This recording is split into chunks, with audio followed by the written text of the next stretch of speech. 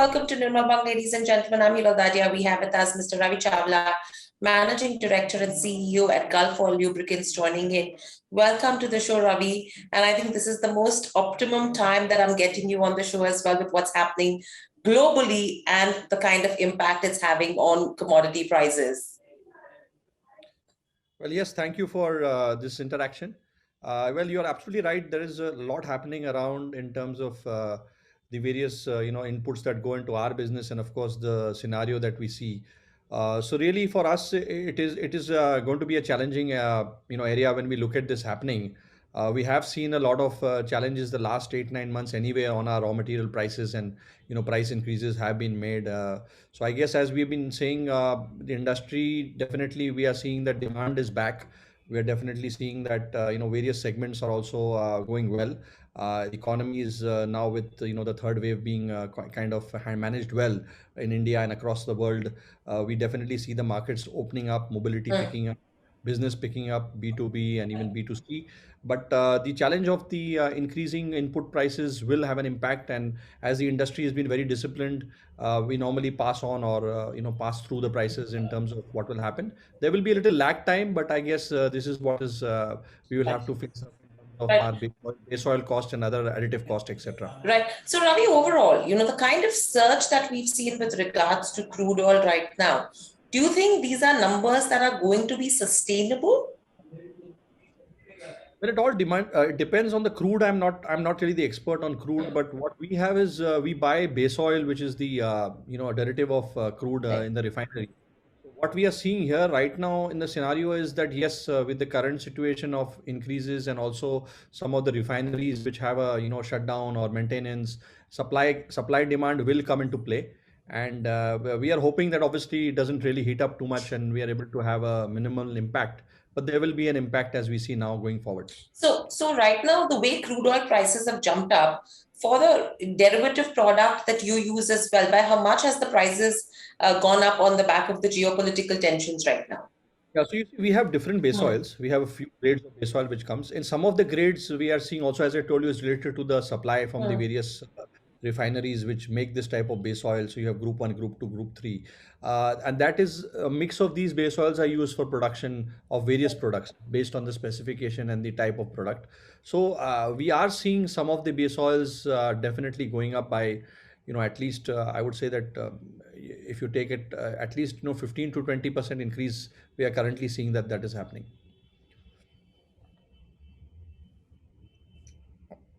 Right. Hello. So Right. So overall, with this kind of price rise also that you're seeing, do you think it's going to be sustainable, or do you think there is a point in time where it'll come down to a sustainable range in the next couple of weeks?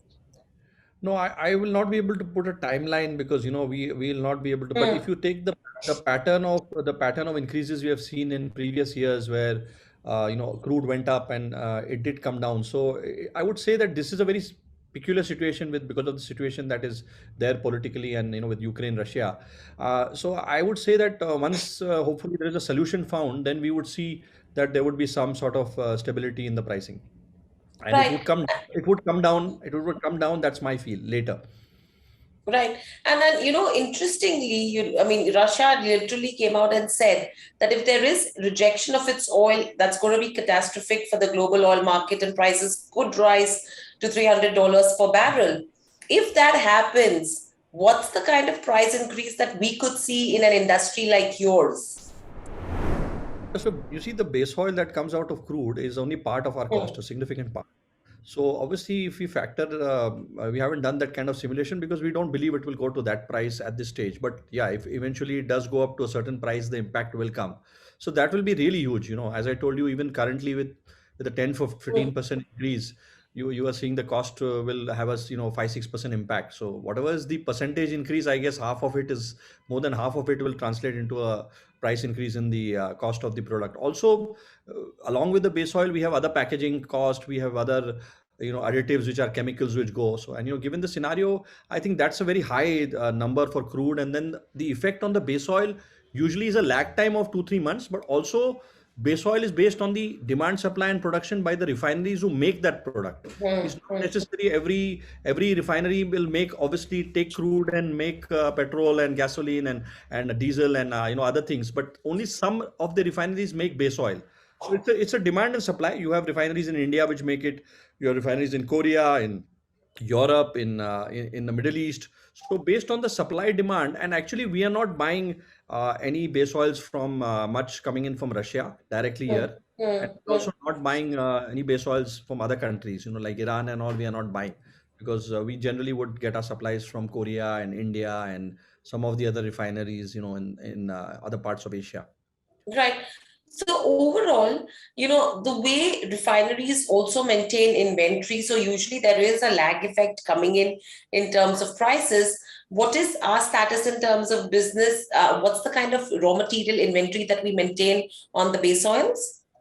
Yeah, so we normally keep about 60 to 70 days of Hmm, inventory. So, we are well placed there, at least in terms of base oil. So, and there is supply coming, but of course, the pricing in few cases, as I told you, is going up. So, hmm. there's that supply at the moment. Yes, we will find that there will be some constraint if the situation continues for longer. Right. And overall, a lot of times what happens is in terms of buying on the spot from the spot market versus buying from long-term deals, what's the kind of divide that we have on that front on inventory? So for us, basically, a large part of our supply base is based on term contracts. Hmm, So we have about 20, 25, 30%, which we do buy on spot. hmm, Yeah. Sometimes it is slightly more based on hmm, hmm, hmm. whatever the availability, and obviously we look at the pricing also. So it could be sometimes little higher, but around that range is what we have on spot. Right. And we also buy locally in India. So Hmm, some hmm. part of local also we buy 10, 15%. It varies. And again, given the situation we have seen last 2 years, supply security is very important. Correct, correct. And overall, if you see in terms of where demand goes, as you just mentioned, that after the third wave, now you're seeing demand coming back. Do you think higher prices could act as a deterrent to demand? Yeah, certainly what happens is, when you have higher pricing, one is, of course, I would call lubricants is a sort of a semi necessity. But, if you are running a manufacturing unit, you're running a vehicle, you're running a truck, you're running a bad tractor. So when the usage is there, you will have to use a lubricant. And you are definitely, if there is a very high cost or a higher price, you would see that some of the value products start selling more. So, value offerings of products, but most of this lubricants, the specification is given for a particular usage, so you can't lower your specification. But yes, there could be people looking for a value product. Obviously, all our products are priced at different levels in the market, so based on that, obviously there is always going to be a challenge in terms of if people are going towards the lower price products. But at the moment we don't see that. It's going to be obviously the challenges for the industry. So industry also will try to mitigate whatever we can. And I think we have everybody has a certain position in the market. And lubricants also is not that high a cost in the maintenance of a vehicle. It's it comes once in a while, so we feel that obviously there may be some value products which may be required if the pricing gets very high, Right. which we also have. So Hmm, every hmm. company will have value products. Right. And very lastly, any comments, Ravi, that you would want to give from a business outlook perspective over the next 12 to 24 months, what it looks like? You see, for us in our industry, lubricant industry, we have seen degrowth in terms of consumption based on the COVID challenges when markets were closed. Last year, I would say the industry would be at a minus 5 to 10% kind of volume where we operate. And even a year before, it was probably double digit down because of COVID.